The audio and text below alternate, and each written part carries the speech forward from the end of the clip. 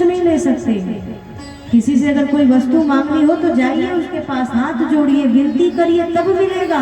आप तो मेरे सामने बाण निकाल रहे हैं, मार करके आप और नौका में बैठ करके पार जाएंगे।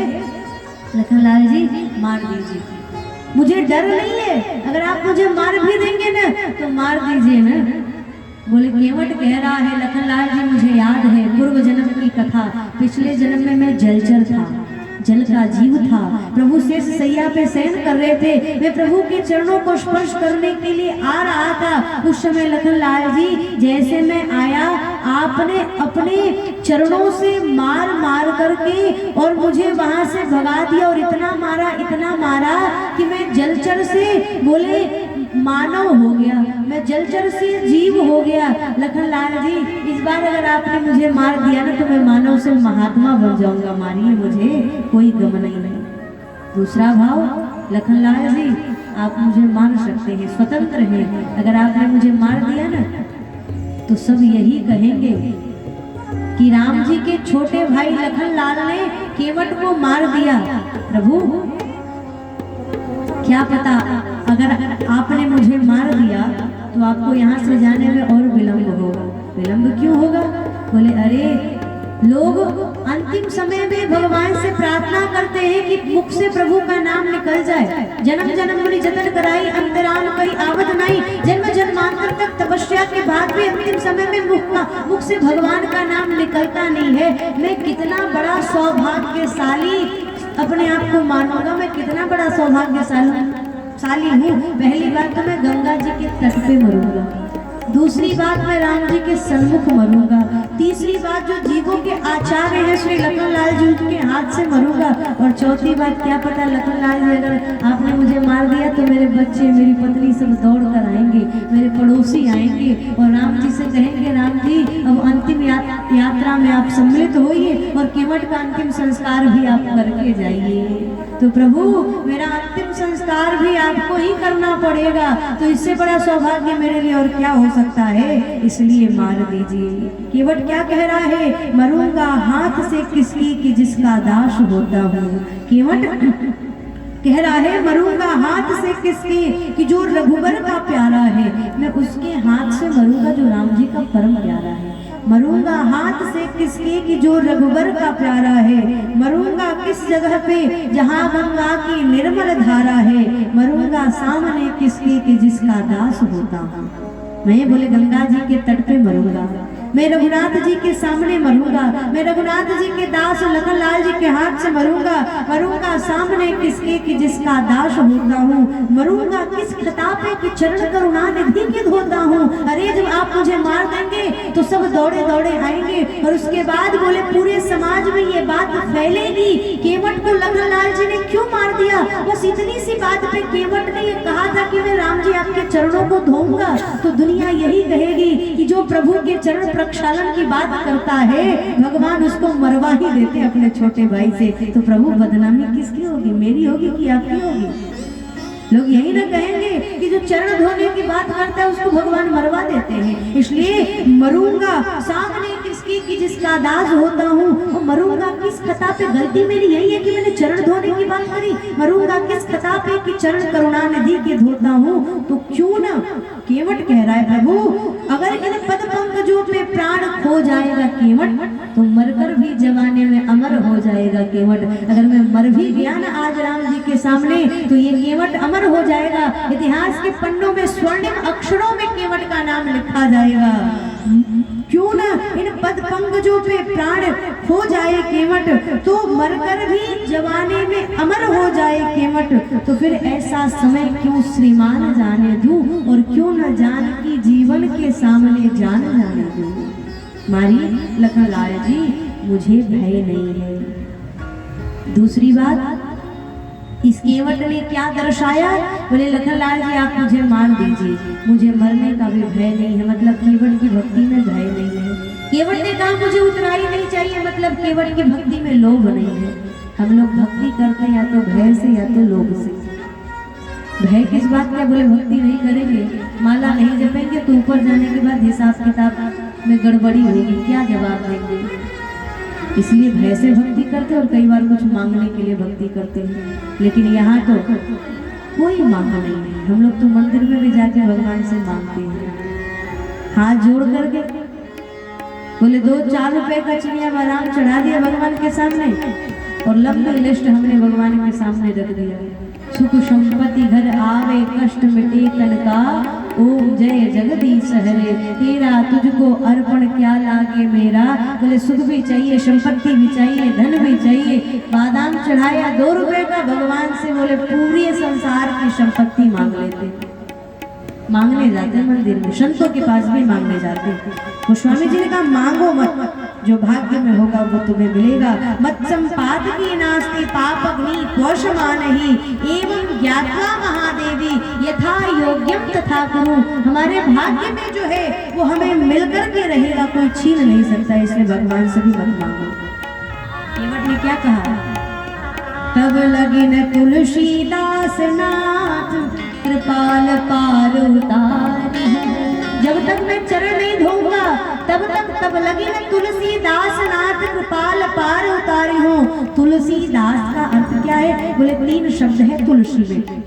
यमन क्या कह रहा है?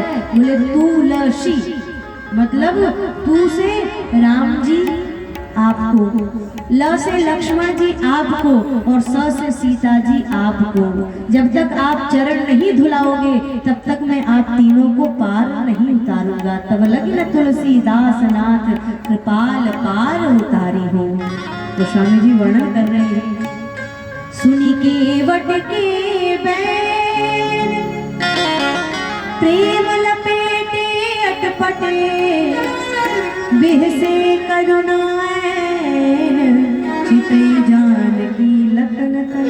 भगवान केवट की अटपटी वाणी को सुन करके बोले मुस्कुरा रहे हैं, हंस रहे हैं। लखन लाल जी और किशोरी जी की ओर देख करके राम जी हंस रहे। क्या संदेश दिया? अरे लखन, अरे किशोरी जी आप भी हंसो।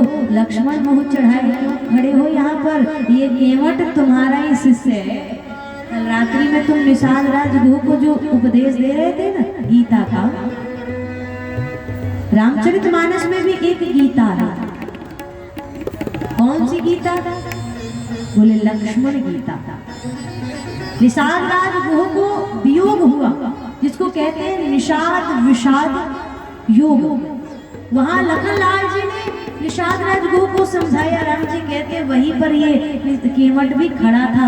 शायद इसने सुन लिया है कि राम जी ब्रह्म है, काम नको सुख दुख करदाता निष्कृत कर्म भोग शब्दाता। जो तुम समझा रहे थे निषाद राज गुह को, इसने सुन लिया है कि मैं ब्रह्म हूँ, इसलिए ऐसी ऐसी बातें कर रहा है। तो लक्ष्मण ये तुम्हारा चेला है, अपने चेले के बात पे कोई मुंह फुलाता है क्या? हंसो, तुम भी हंसो, मैं हंस रहा हूँ तुम भी हंसो।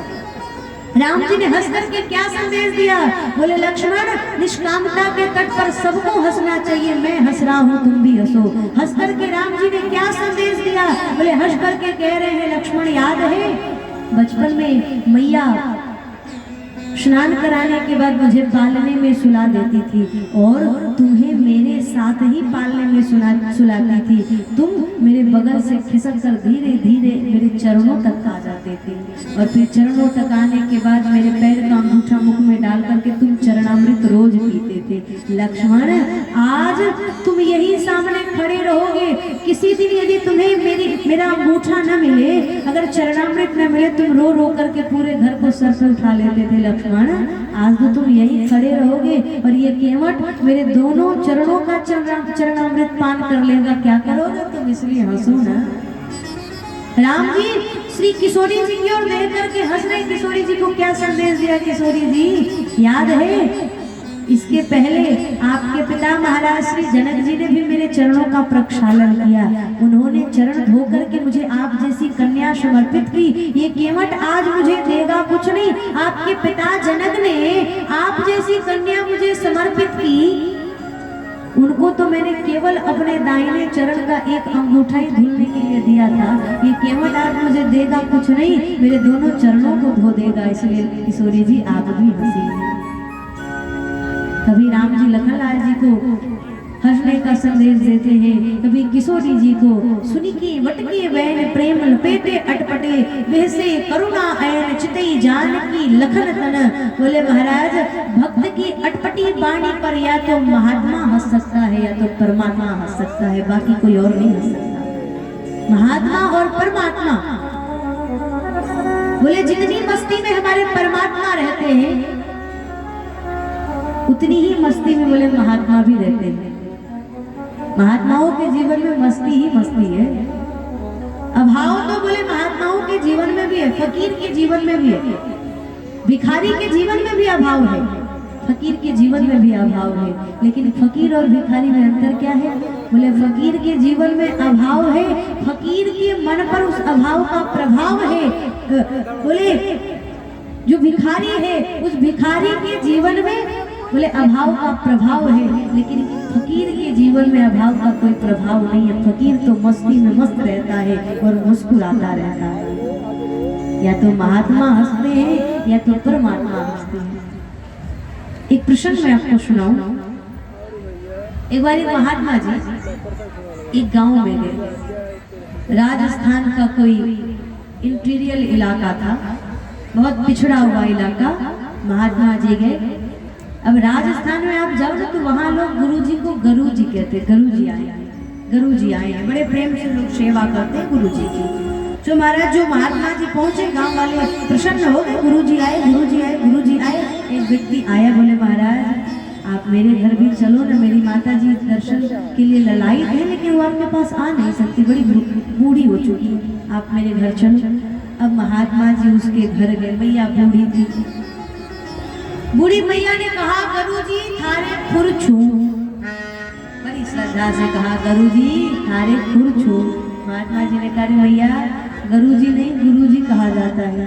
गुरुजी जानते हो किसको कहते हैं? हमारे यहाँ गरु माने होता है जानवर, गाय गोरु उसको कहते हैं। बोले गाय गोरु है तो राजस्थान में तो बोले उस मैया ने कहा गुरुजी थारे खुर छू। महात्मा जी ने कहा भैया गुरुजी का खुर नहीं होता है, गुरुजी का तो चरण होता है। चरण नहीं कह पाई तो कम से कम मैया पैर ही कह देती।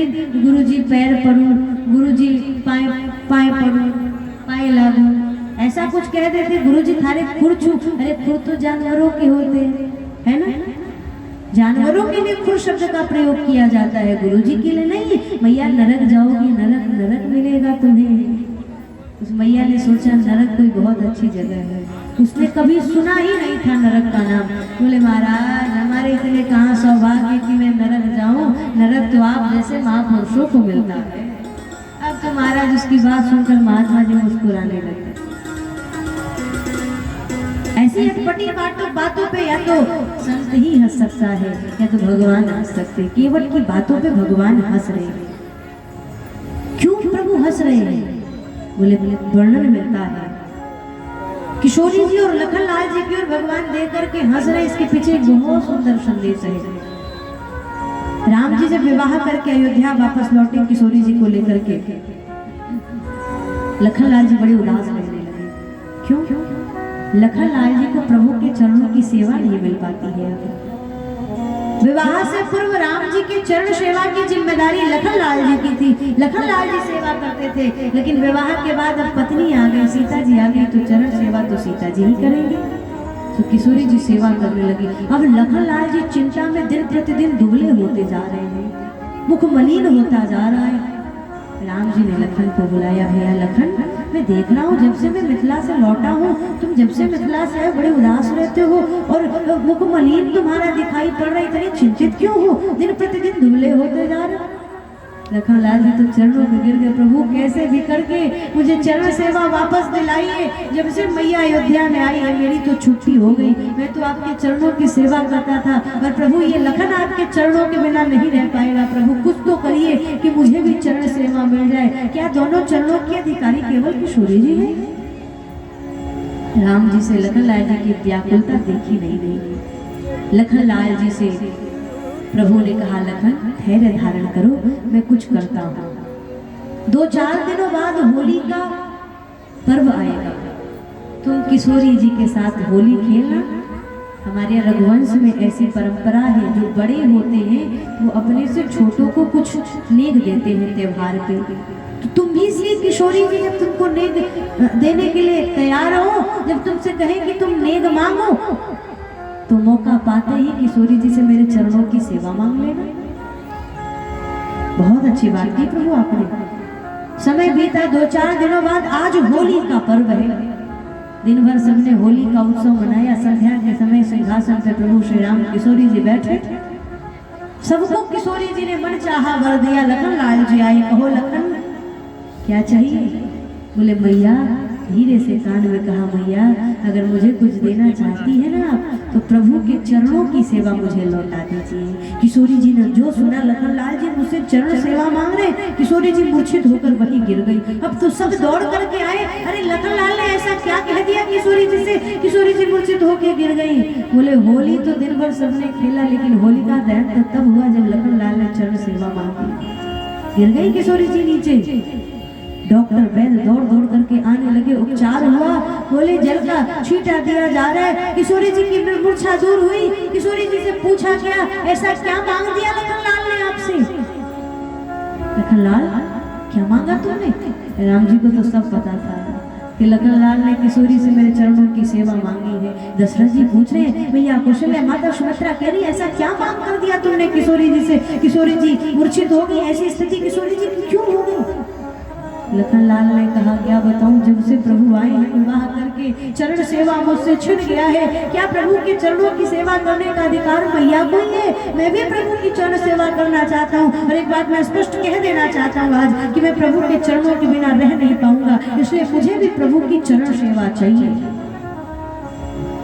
लेकिन अब विडंबना ये है कि किशोरी जी भी नहीं रह सकती राम जी के बिना, और लखन लाल जी भी नहीं रह सकती राम जी के बिना। अब करें तो क्या करें? बोले किशोरी जी को भी प्रभु की चरण सेवा चाहिए, लखन लाल जी को भी प्रभु की चरण सेवा चाहिए। अब तो राम जी ही कोई सामंजस्य बनाए, क्योंकि दोनों राम जी के प्रेमी हैं, दोनों राम जी से प्रेम करते हैं। अब सामंजस्य क्या बनाए?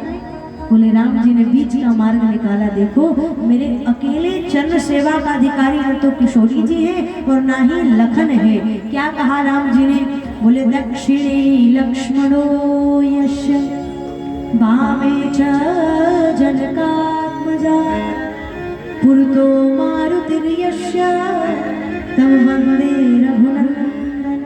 राम जी ने कहा, मेरे दाहिने चरण की सेवा लखन लाल जी आप करना, मेरे बाएं चरण की सेवा श्री किशोरी जी आप करना। चलो मैंने चरण का बंटवारा कर दिया। एक चरण बोले लखन लाल जी के हिस्से में आया, दूसरा चरण किशोरी जी के हिस्से में आया। अब तो दोनों खुश हो गए। बोले लखन लाल जी भी खुश हो गए, किशोरी जी भी खुश गई। एक चरण की सेवा लखन लाल जी करेंगे, एक चरण की सेवा श्री किशोरी जी करेंगी। इतने में श्री हनुमान जी महाराज आए। प्रभु मुझे क्यों किनारे कर दिया आपने? मैं क्या करूं? मेरा क्या होगा? भगवान ने हनुमान जी से कहा, हनुमान जी दोनों की अनुपस्थिति में मेरे दोनों चरणों की सेवा आप करना। और सबसे बड़ी सेवा तो हनुमान जी महाराज को मिली। और इसीलिए महाराज मैं वर्णन करूं, गोस्वामी जी महाराज निवेदन करते हैं, हनुमान सम नहीं बड़ भागी, नहीं को राम चरण अनुरागी। गिर जा जासु प्रीति सेवकाई, बार बार प्रभु ने जब गाई। वास्तव में महाराज बड़भागी तो बहुत है, पर गोस्वामी जी ने मानस में एक सूत्र दिया, हनुमान जी के जैसा कोई बड़भागी नहीं है। क्यों? बोले हम आप सभी बड़भागी, बड़े भाग मानुष तन पावा, सुर दुर्लभ शत ग्रंथ न गावा। मनुष्य शरीर प्राप्त करने वाला व्यक्ति बोले बड़भागी है। मनुष्य शरीर प्राप्त करके सत्संग से जुड़ने वाला, कथा से जुड़ने वाला व्यक्ति बोले अति बड़भागी है। हम सब सेवक अति बड़भागी, संतत सगुण ब्रह्म अनुरागी। एक हुए बड़भागी, दूसरे हुए अति बड़भागी, तीसरा कौन है? बोले अहिल्या जी।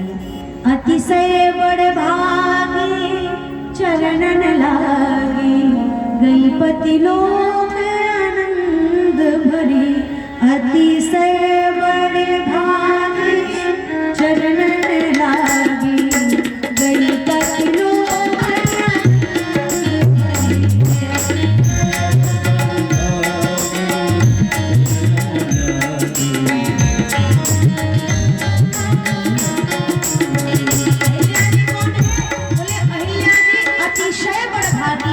भगवान इनके पास मार्ग चल करके गए। मनुष्य शरीर प्राप्त करने वाला बड़भागी, मनुष्य शरीर प्राप्त करके भगवान की कथा सत्संग से जुड़ने वाला अति बड़भागी, भगवान स्वयं अपने धाम को छोड़कर जिसके पास चले जाए वो अतिशय बड़भागी। इसके आगे भी कोई है क्या? बोले राम काज का रन तन त्यागी,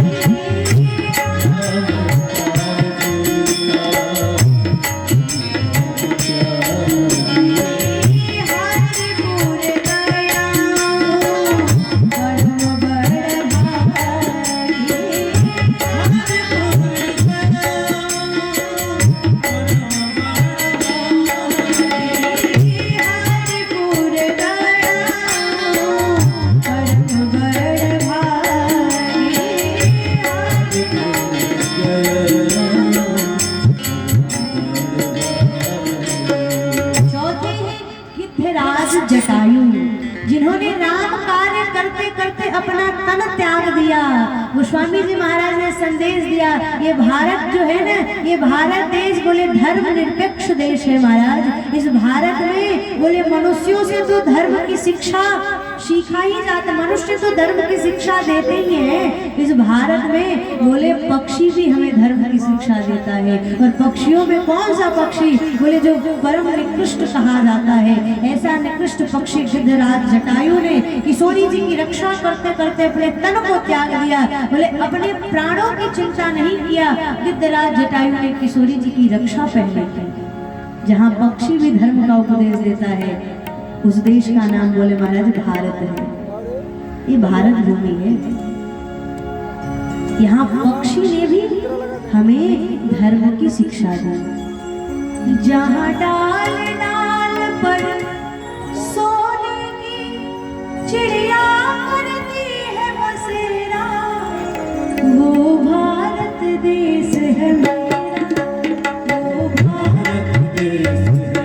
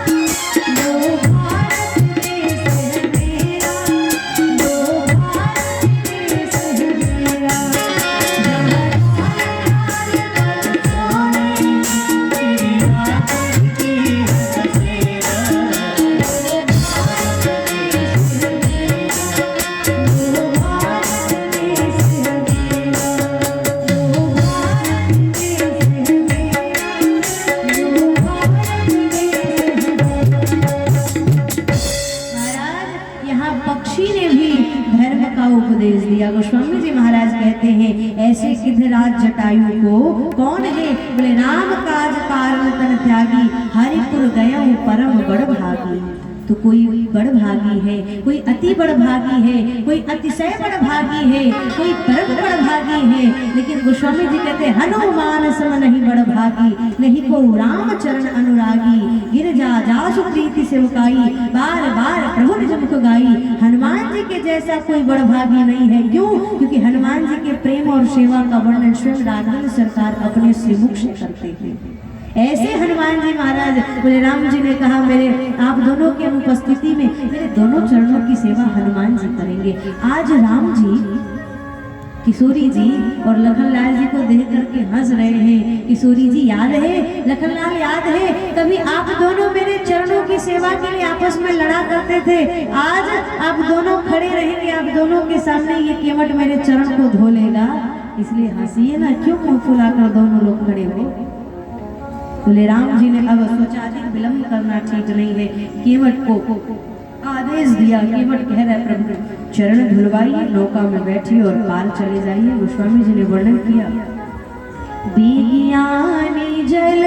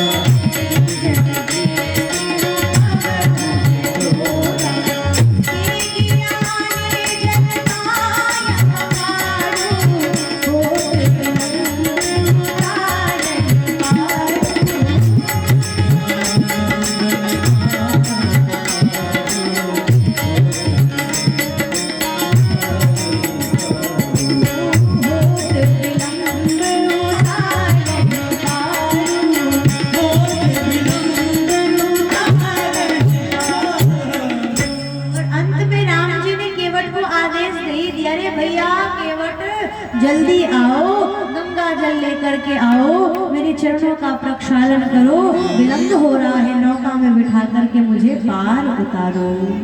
केवट ने जो सुना ना, महाराज केवट उठा और उठकर राम जी के पास आने की जगह बोले अपने परिवार वालों पत्नी के पास जाने लगा, बाल बच्चों के पास जाने लगा। लखनलाल जी कह रहे देखो तो पहले तो ये आ नहीं रहा था, अब राम जी ने इसे अनुमति दे दी, आदेश दे दिया, तो अब ये राम जी के पास आने की जगह अब ये अपने घर की ओर जा रहा है। क्यों जा रहा है, क्यों जा रहा है भाई? लखनलाल ने पूछा क्यों जा रहे हो?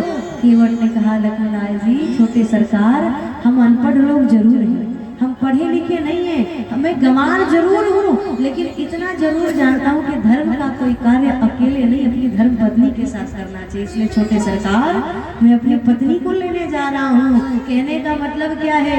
बोले छोटे सरकार धर्म का कार्य धर्म पत्नी के साथ करना चाहिए, मैं आपके जैसा थोड़े हूँ जो अकेले चल दो राम जी के साथ, मैं तो अपनी धर्म पत्नी के साथ चरण धोऊंगा अपने प्रभु का। केवट गया अपनी पत्नी के पास, अरे देवी सुनो सुनो सुनो, बोले जिनके चरणों के रज को प्राप्त करने के लिए ऋषि मुनि महात्मा करोड़ों करोड़ों वर्ष तक तपस्या करते हैं, चरण रज मिल नहीं पाता है, वो परमात्मा हमारे गंगा तट पे आए हैं, उनके चरणों को प्रक्षालन करने का सौभाग्य प्राप्त हुआ है। देवी चलो चलकर चरण धो ले, चरणामृत मिलेगा आज पान करने को, चलो देवी। केवट की पत्नी ने जो सुना रोने लगी। केवट ने काठ का कठौता उठाया, केवट की पत्नी रोते रोते कहती है काश भगवान ने मुझे धन दिया होता ना तो मैं भगवान के चरणों को सोने के पात्र में धोती। केवट ने कहा नहीं देवी, बिल्कुल नहीं।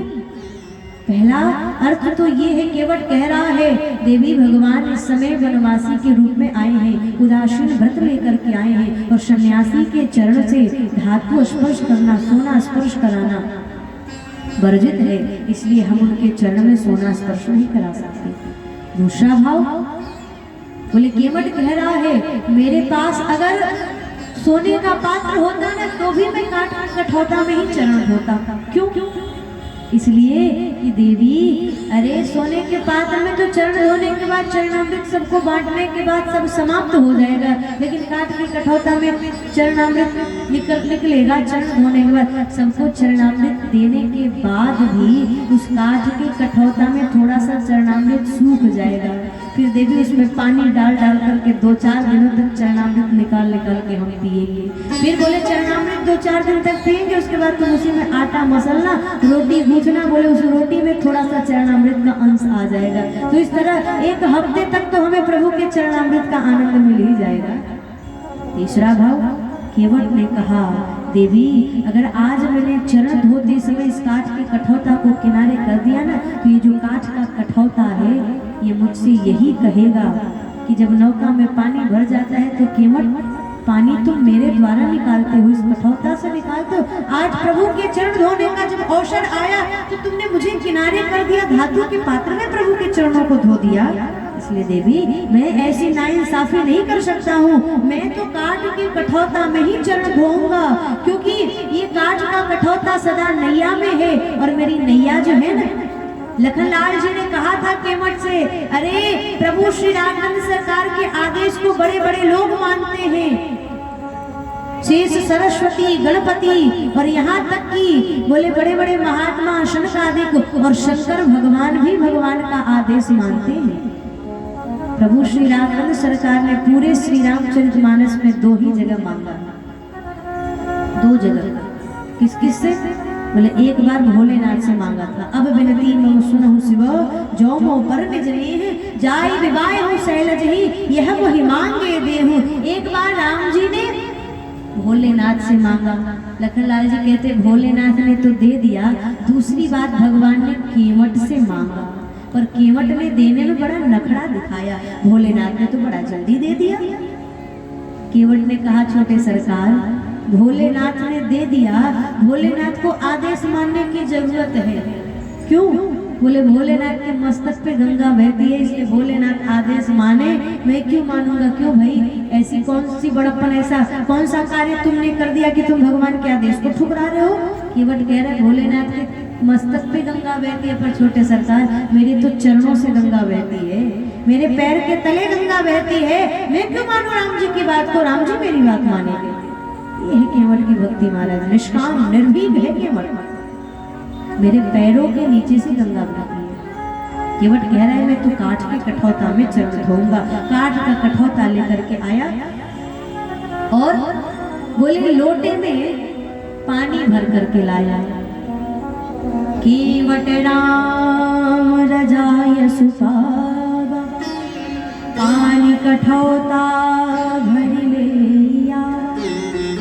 गंगा जी से बोले लोटे में पानी भर करके लाया। राम जी ने कहा केवट ये गंगा जल है, ये पानी नहीं है, पानी मत कहो, ये तो गंगा जल है। केवट ने कहा क्षमा करिएगा सरकार, पर ये गंगा होगी आपके लिए, ये गंगा होगी बड़े बड़े लोगों के लिए, ये हमारे लिए गंगा नहीं है, ये हमारे लिए गंगा जल नहीं, हमारे लिए तो पानी है।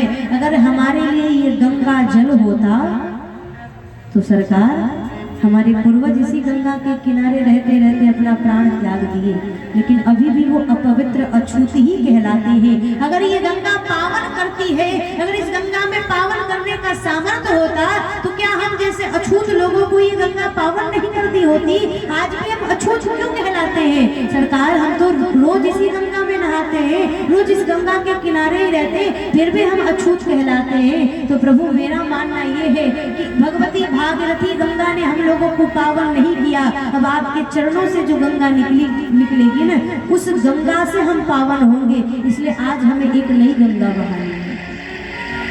ये गंगा की धारा, वो गंगा मैया तुम्हारी जय हो जय। गंगा की धारा कैसी है? बोले गंगे तो दर्शनार्थ मुक्ति, गंगा के दर्शन मार्ग से मुक्ति की प्राप्ति हो जाती है। और कोई गंगा गंगा कह ले, गंगा गंगा जो नर करही, भूखे नंगा कभी न रही। वो गंगा मैया तुम्हारी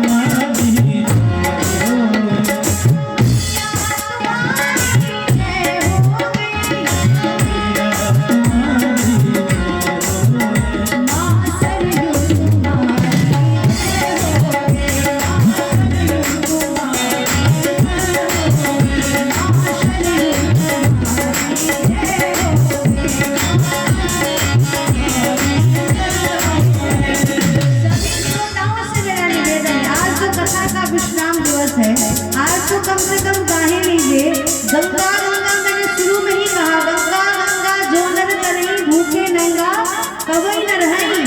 गंगा का दर्शन करो तो मुक्ति होती है, जो गंगा गंगा मुख से उच्चारण कर लेता है वो भी पवित्र हो जाता है। और गंगा तो बोले 1 मिनट में पवित्र कर देती है।